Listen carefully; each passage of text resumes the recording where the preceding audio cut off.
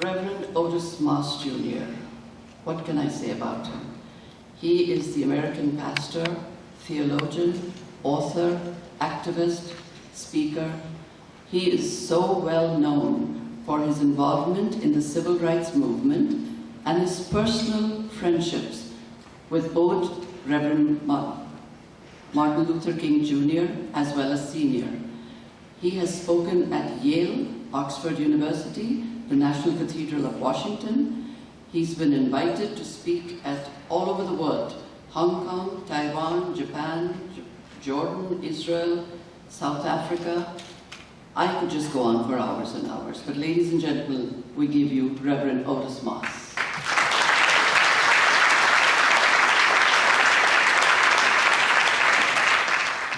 Thank you very much. A special word of thanks for your kind words,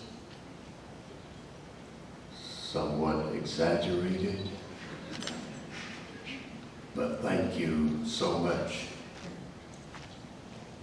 Thanks to this great community, this great fellowship, for what you bring to our community and the world. And how honored I am to be able to say without fear of contradiction, our friends. Greetings from my wife, Edwina,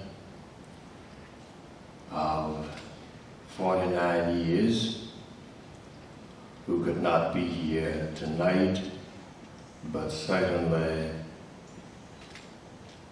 holds this organization and this fellowship in profound regard. As you have gathered for the celebration of a remarkable decade and great achievements, I say this with heartfelt greetings to the leadership of the India Cultural Gardens and to our friends and spokespersons and leaders in the India community here in Greater Cleveland, throughout our nation and around the world. Some years ago, and some of you have heard me reference this, when my wife and I, when Edwina and I, and Raj Mahan Gandhi, the grandson of Mahatma Gandhi, were traveling in India, we spent a morning with one of the outstanding leaders, and he said something that has lived with me since that time. He said, India is a fellowship of faiths, a fellowship of faiths. And as we were preparing to leave, he then presented us with a book that he had written. And interestingly enough, the title of the book is A Fellowship of Faiths. And it is certainly true that the largest democracy on earth demonstrates, in spite of the challenges, how we can have in a community, in a nation, in the world, a fellowship of faiths. Some years ago, as a matter of fact, it was the last time I was on public platform with Dr. Martin Luther King Jr.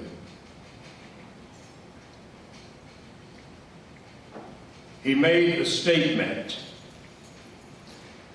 that is in print in his famous quotes.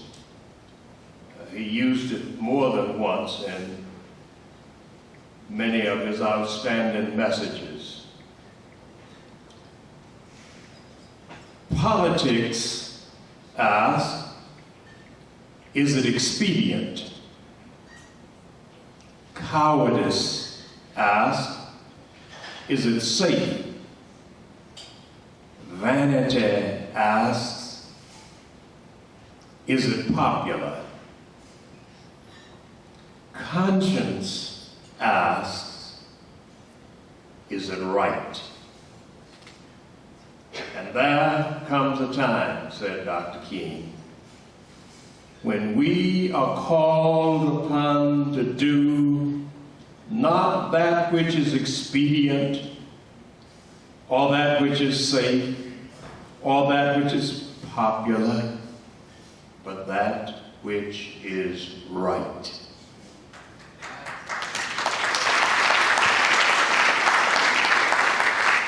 Dr. King gave that statement in the context of his opposition to the war in Vietnam.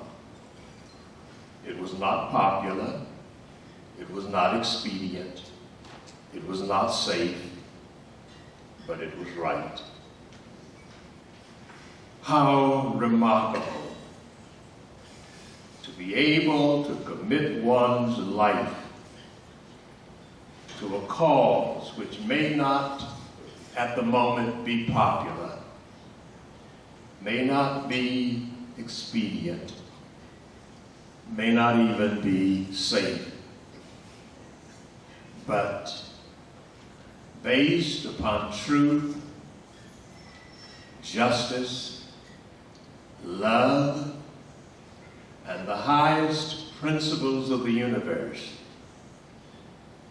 it is right. Later on, someone sent me a card, a greeting card, with a list of things given by Mahatma Gandhi. They have been listed from time to time as the 7 deadly sins, or the 7 deadly social sins, or the 7 great world blunders. You know them well. Politics without principle. Commerce without morality. Science without humanity. Knowledge without character. Wealth without work. Pleasure without conscience. Worship without sacrifice. As a theologian, I could wish that we had, during my seminary days, made these a part of our study in systematic theology. But let me hurry on to say that there are a few things I would like to underscore and take my seat that I think demand that we do in a hurry if we are to survive, or if the planet is to survive. One, I think we are called, we are commanded, so to speak, by a moral imperative to get to know each other within the context of profound respect. It's dangerous to live in a world, a community, a house of strangers where we are forced to bump into each other on a daily basis and yet refuse to get to know each other. Someone put it like this: if I knew you and you knew me, and each of us could clearly see the meaning of your life and mine, we would differ less and clasp our hands in friendliness if I knew you and you knew me. I think we are morally obligated to get to know each other in the context of respect, dignity, love, and cooperation. And then when we get to know each other, we can become what Dr. King talked about so often, a coalition of conscience.